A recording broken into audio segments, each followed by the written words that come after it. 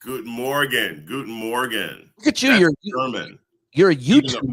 You're a YouTube star now. I am.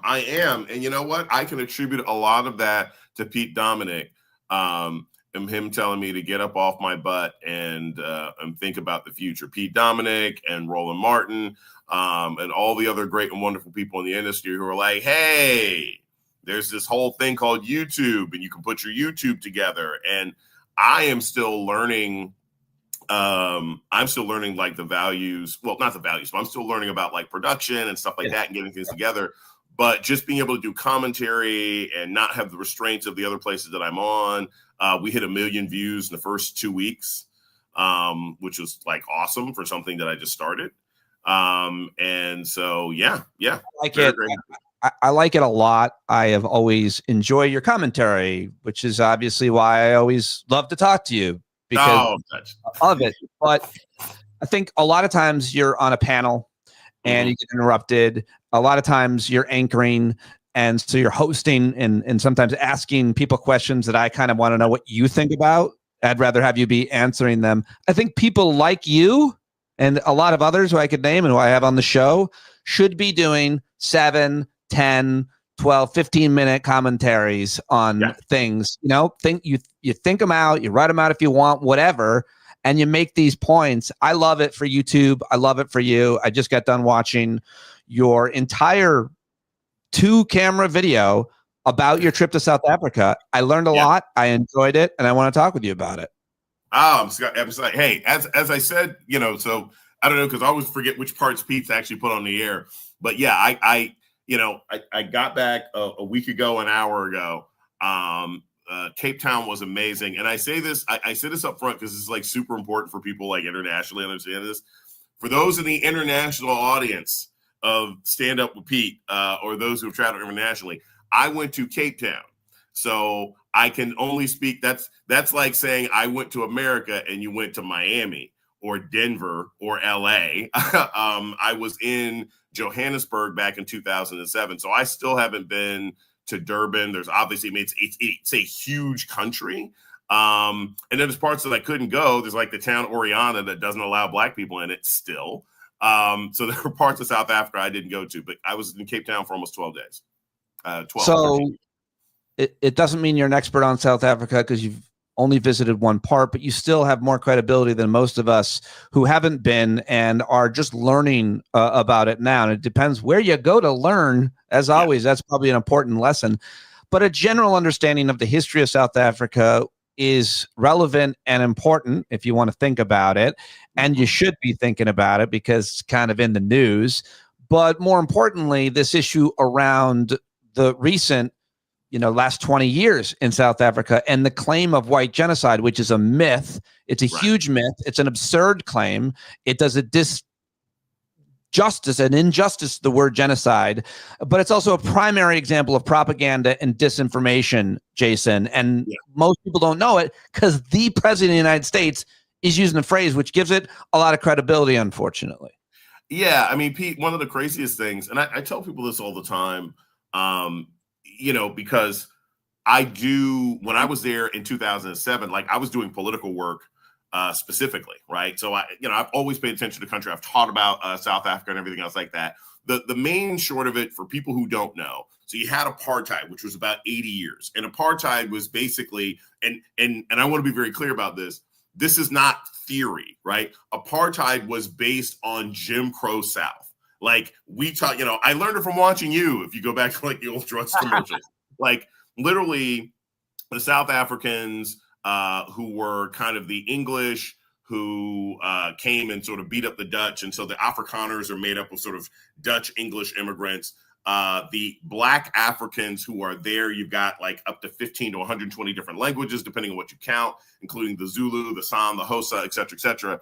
And the white folks managed to take over the country through a combination of more advanced technology, meaning having guns and cannons and Gatling guns.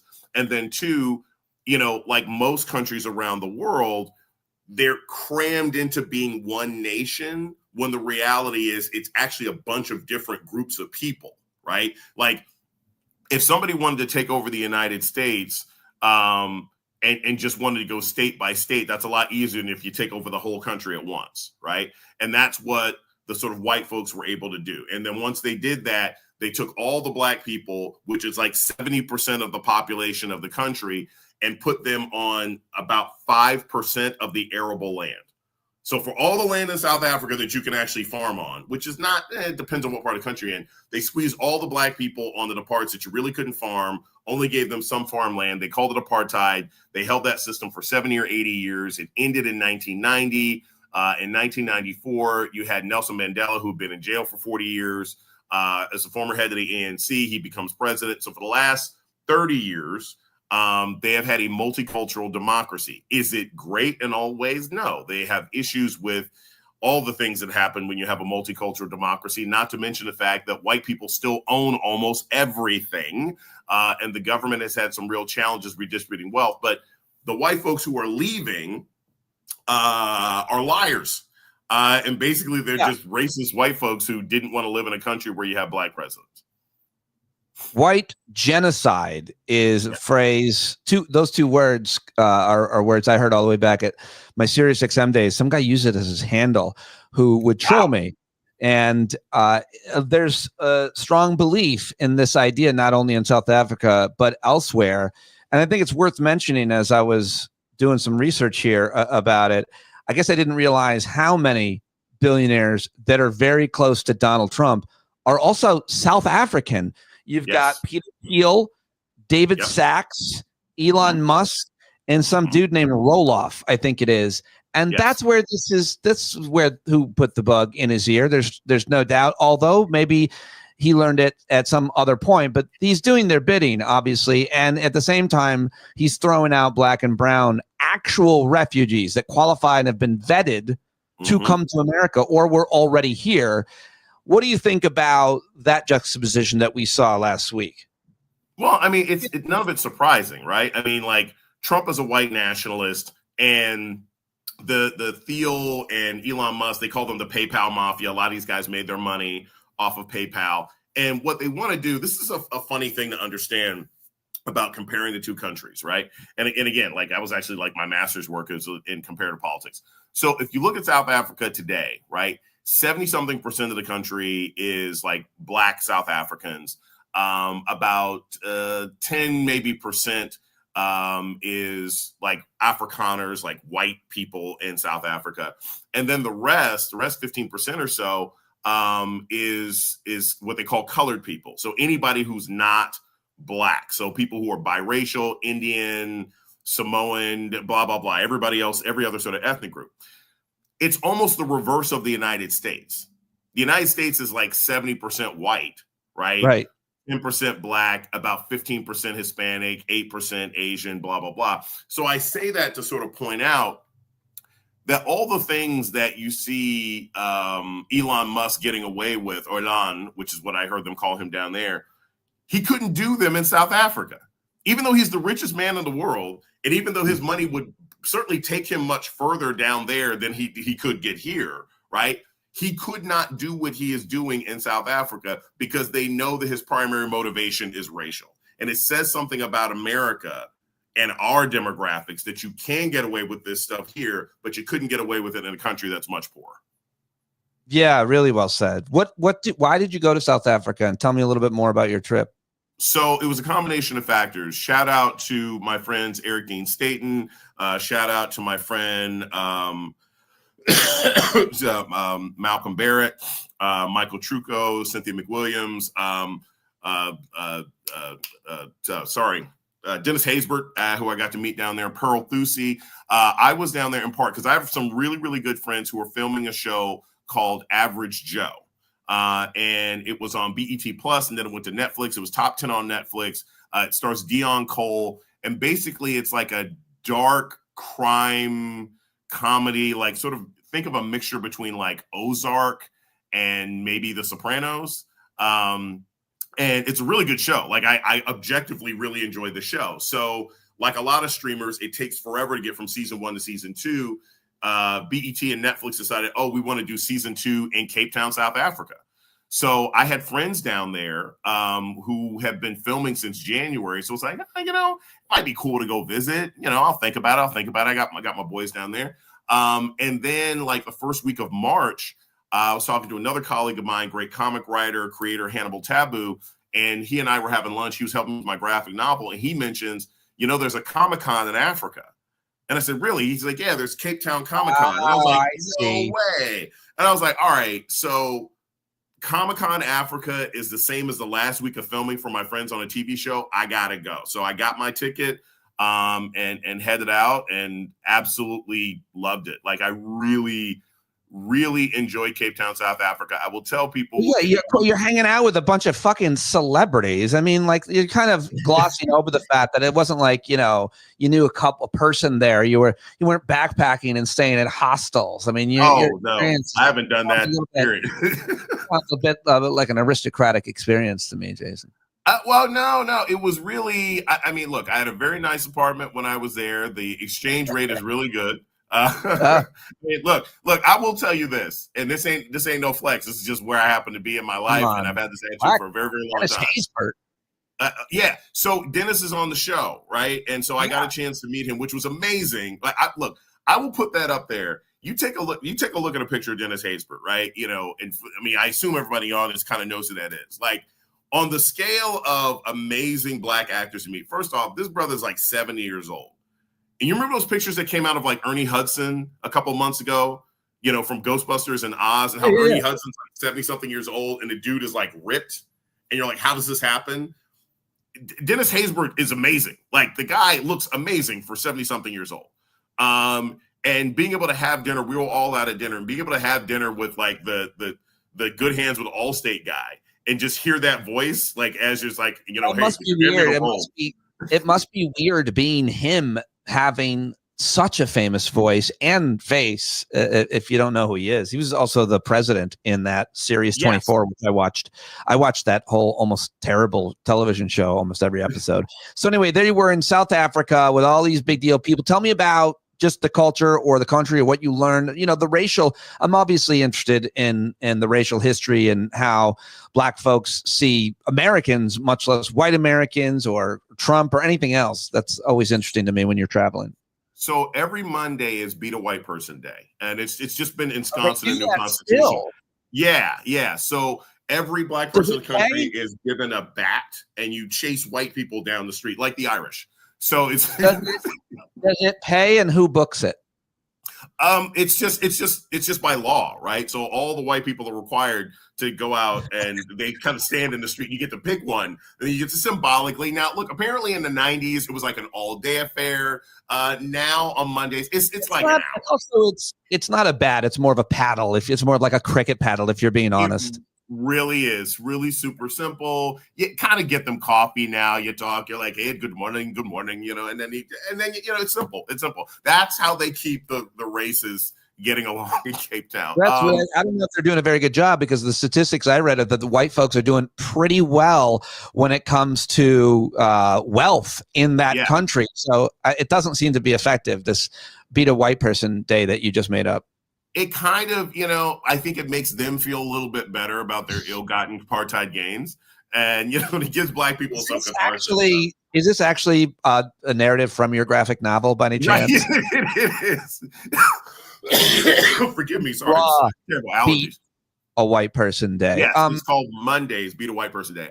So this is what I can say racially about what I experienced, which was different than Cape Town, than Johannesburg almost 20 years ago. One, Cape Town is probably one of the whiter cities. Like you go to Johannesburg's like a combination, because it's like landlocked and everything else like that. Johannesburg is closer to like Atlanta or New York. It's way more black and way more sort of big, tall city urban. Cape Town is a lot more white, a lot more colored. It is honestly one of the most beautiful ecosystems I have ever been in. Like the city is a combination of, and it's the beginning of winter, like fall, winter there. Like it's bright every day. So you still like it, but it's not muggy or hot. It's just sort of direct sun. You're in this beautiful bowl of the mountains, right? It feels like you're right outside of Denver, Colorado, but they've got a lot of hills. So it kind of reminds you of LA. You know, there's sea lions right on the wharf. My apartment was near the wharf. I drove about an hour south, and they have a penguin colony.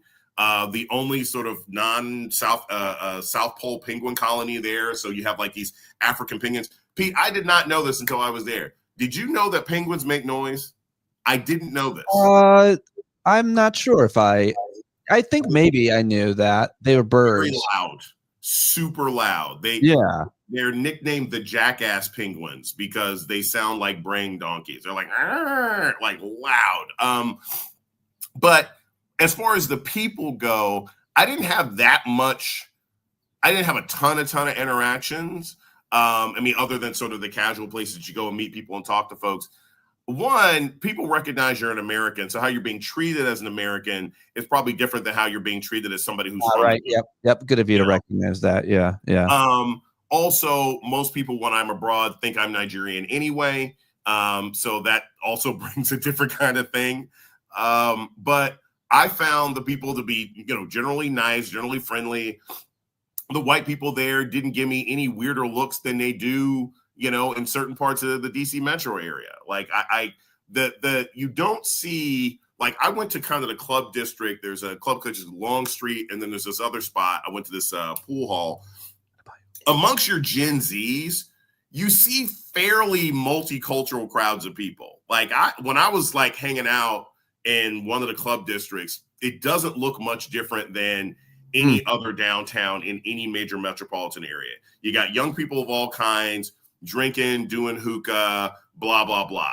Is it totally integrated? No, it's not totally integrated anywhere. But it's sort of like you walk into this bar and there's a record scratch because you're the only Black person there. I didn't have that experience.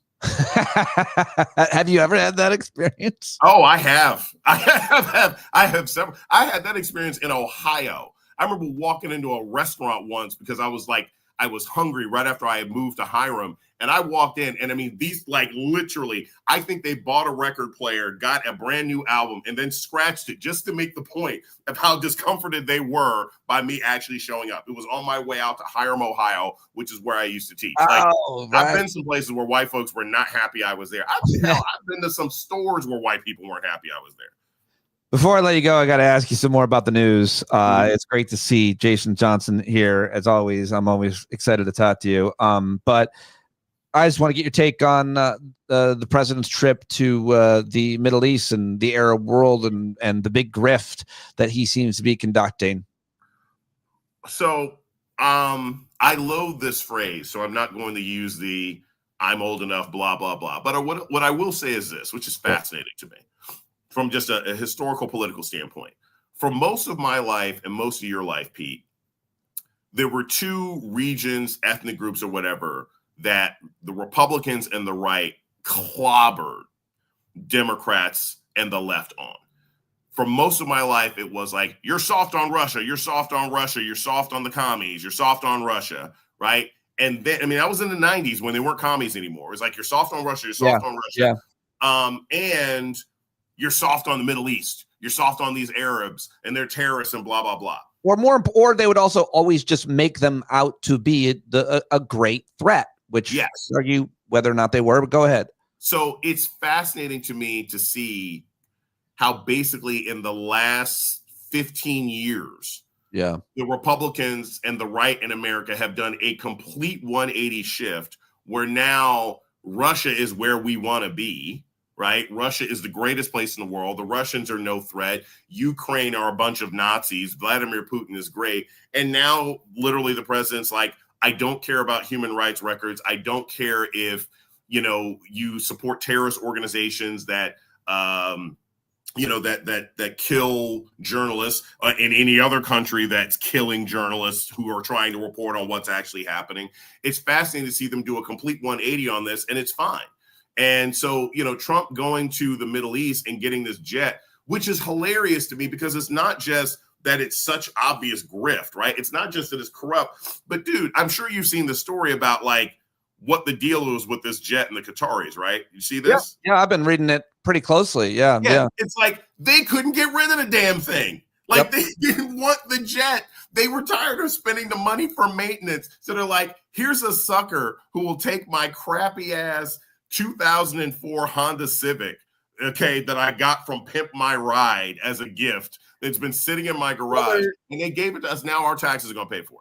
The other reporting is that Trump wanted that it was taking too long for a new Air Force One. It was way behind schedule, and Trump wants a plane now. And so he looked around. So it wasn't the Qataris necessarily coming to him and dropping it off at an airport nearby where he lives. And hey, you might want to come over and tour this, as much as him going, who in the world has a plane that we could retrofit, without knowing that that would take $1 billion and 4 years to retrofit a Qatari jet, which could be a Trojan horse of sorts. I just got to ask you before you leave about what happened last night.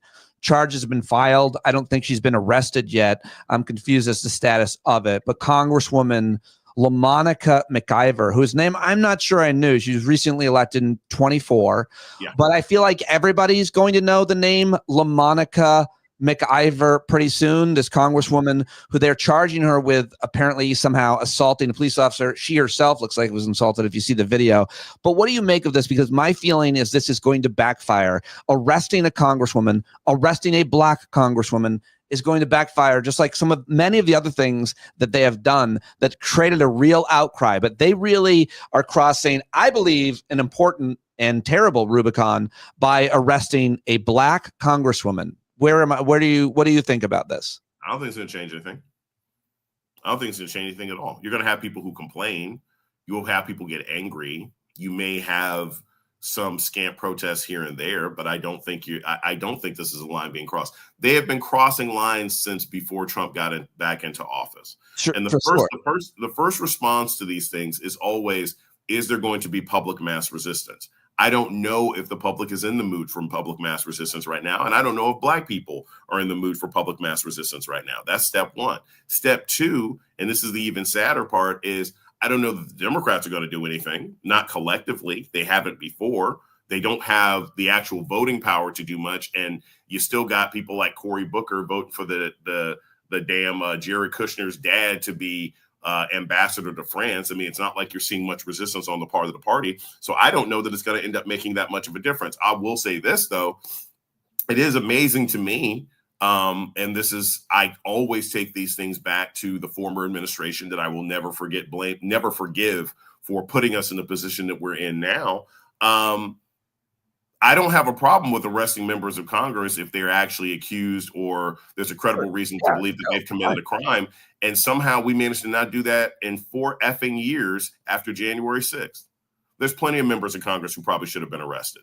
So this arrest, while it's part of this authoritarian regime's overall activity, I don't know. And I'm not saying this shouldn't happen. Obviously, there should be massive uproar. I don't think there's no heroes coming.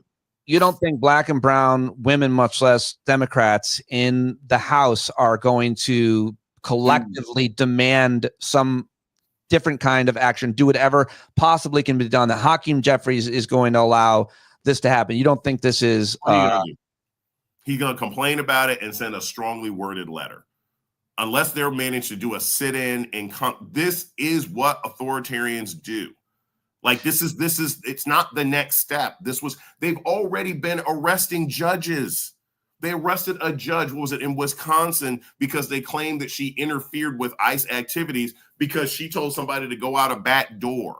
This is what this regime does. So here's one way to look at it, and you can tell me if you think this is bullshit, and then I'll let you go.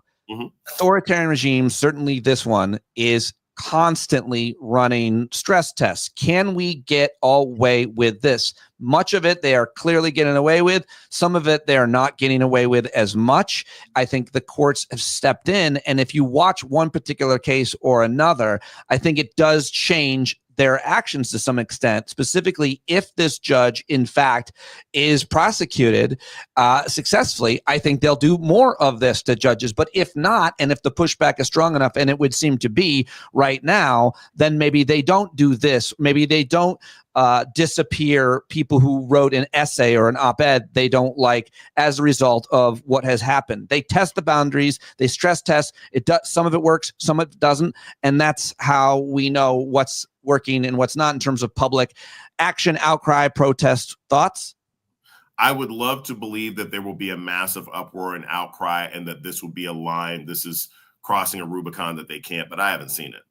And I'm not inclined to believe that the organized political parties that are supposed to be in opposition will do much about it. I'd be impressed if they did, but I don't see that right now. I see a country that, for the most part, is frustrated and angry and standing up in some respects, but not at enough of a massive scale to stop people who are not driven by electoral concerns anymore. These people don't care. They're authoritarian, so they're not worried about it. You know, it's like people talk about the economy like, oh, this is going to hurt Trump in the midterms. These people are not thinking about midterms. They don't think that they're going to rig votes. They don't care anymore. So, again, the fact that she's a Black woman, I will tell you, there are a lot of different feelings in the Black community as a whole about the value of big public protesting. It doesn't mean people aren't doing things. People are active.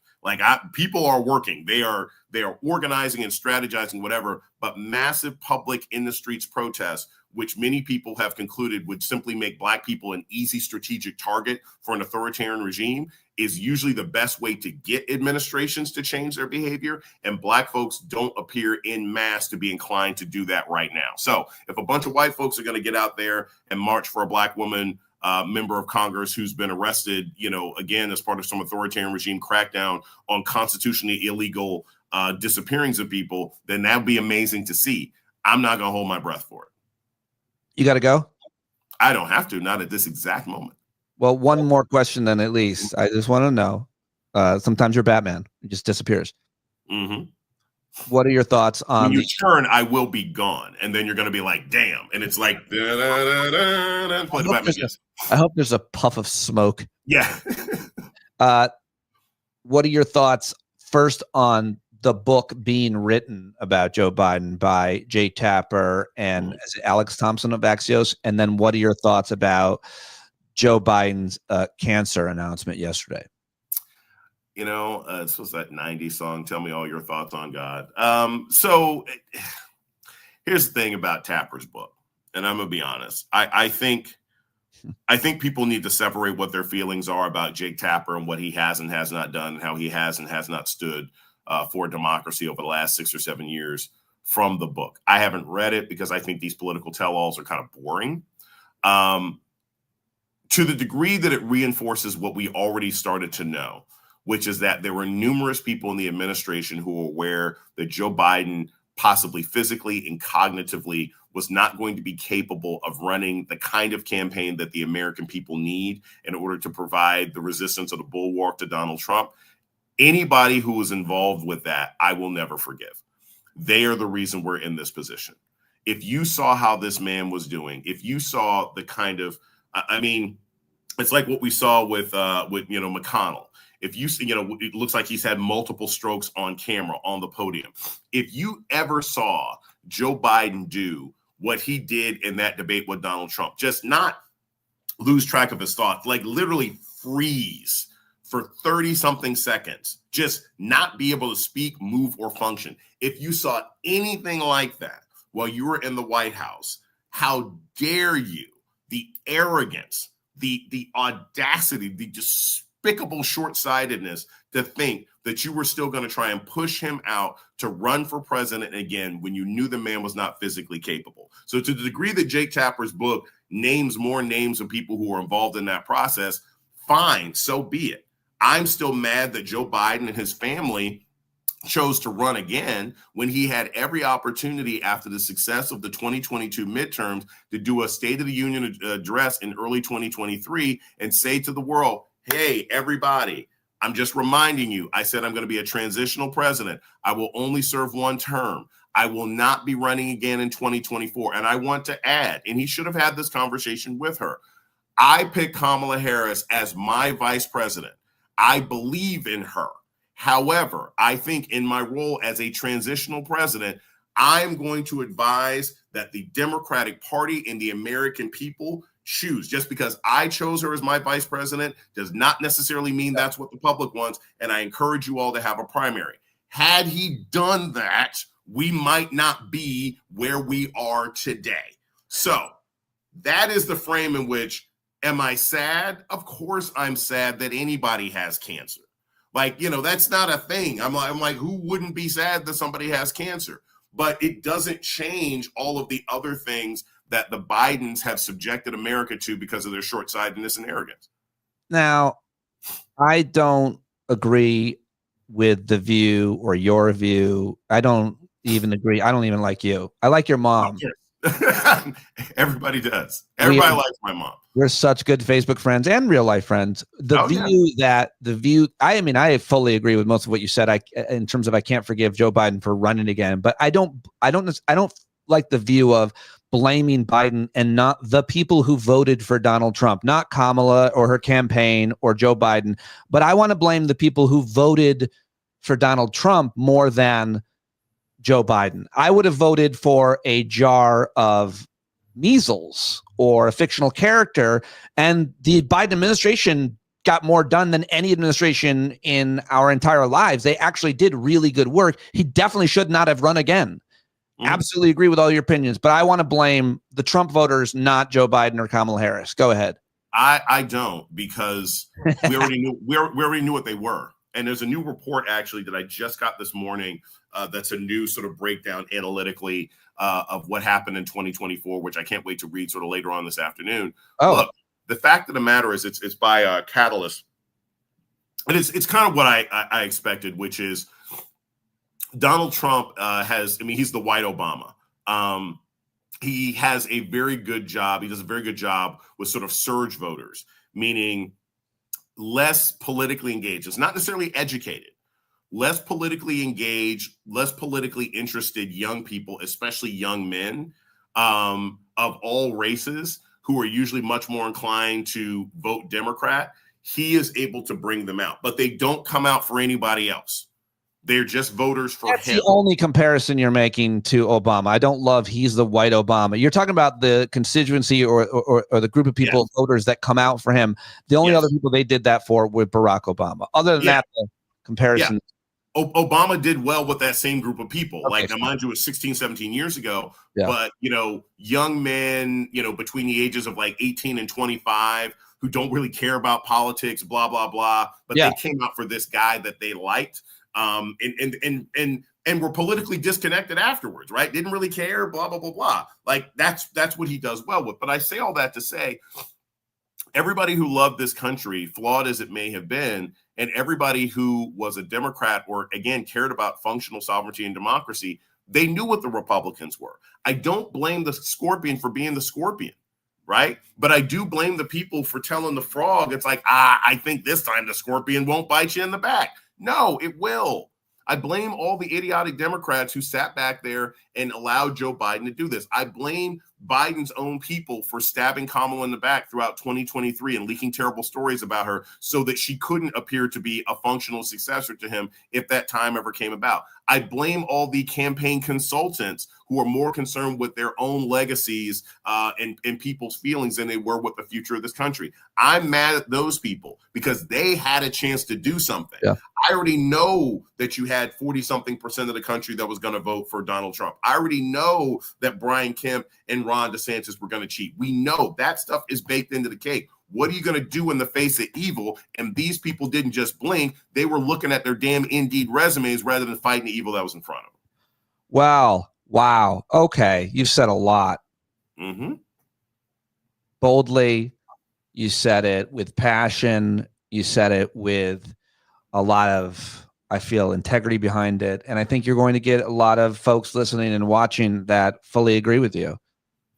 And a lot who will disagree. Look, I've been saying this for a while, and folks get mad, and they're like, well, no. And again, they say often what you say. It's like, well, I blame the Republicans. That's fine.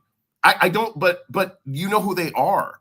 So why not focus on the people who actually could have done something one way or another, right? Like, I can't, if I get pulled over by the cops, right? I know it's not fair. I know it's unreasonable. I know cops are racist. I can also say, hey, Jason, maybe you should have been driving down the street, blasting "fuck the police" and waving liquor out the window. I mean, if you weren't going to share. And so, when the cop comes to the car and I won't give him a sip and I won't puff past to him, then yeah, I was probably going to get in some kind of trouble. So, there's a way in which we can recognize. This is amazing imagery, isn't it? There's ways in which we can recognize fundamental evil, and we can also recognize those who failed at the job to keep us from driving into the ditch.